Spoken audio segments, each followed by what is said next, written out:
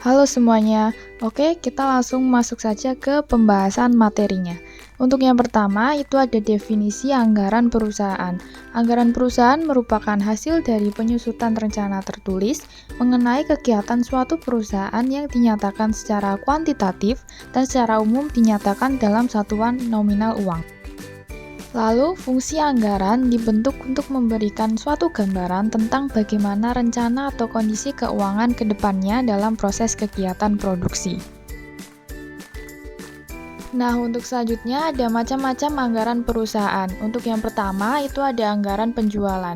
Anggaran penjualan dibentuk untuk memberikan kebijakan dan keputusan manajemen dalam perencanaan serta memudahkan pengendalian manajemen atas kegiatan penjualan yang dilakukan.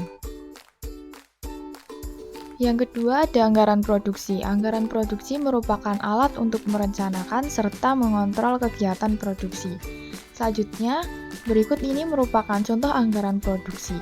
Didapatkan berdasarkan tabel, dapat diketahui bahwa anggaran produksi bertujuan untuk membentuk rencana produksi yang menyesuaikan berdasarkan persediaan dan kebutuhan.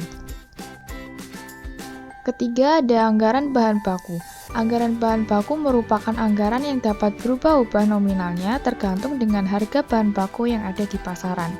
Berikut ini merupakan contoh dari anggaran bahan baku. Selanjutnya, untuk anggaran yang keempat itu ada anggaran tenaga kerja.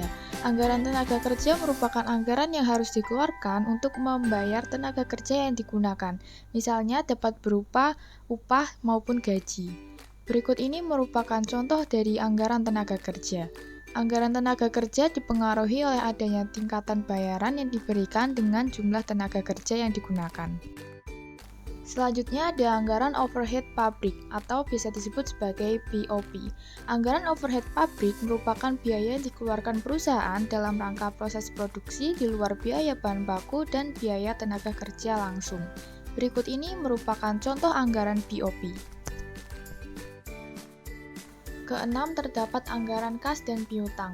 Anggaran kas dan piutang menunjukkan rincian nominal anggaran yang dapat digunakan dalam proses produksi.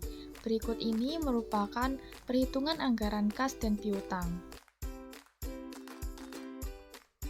Selanjutnya ada anggaran utang. Anggaran utang merupakan anggaran yang harus dikeluarkan untuk menutupi utang yang digunakan untuk mendukung proses produksi. Berikut ini merupakan contoh anggaran utang. Selanjutnya terdapat anggaran neraca. Anggaran neraca bertujuan untuk mengetahui kondisi keuangan dan alat pengawas kerja yang membantu manajemen dalam memimpin jalannya suatu perusahaan. Berikut ini merupakan pengelompokan akun neraca yang digunakan untuk mengetahui kondisi keuangan perusahaan.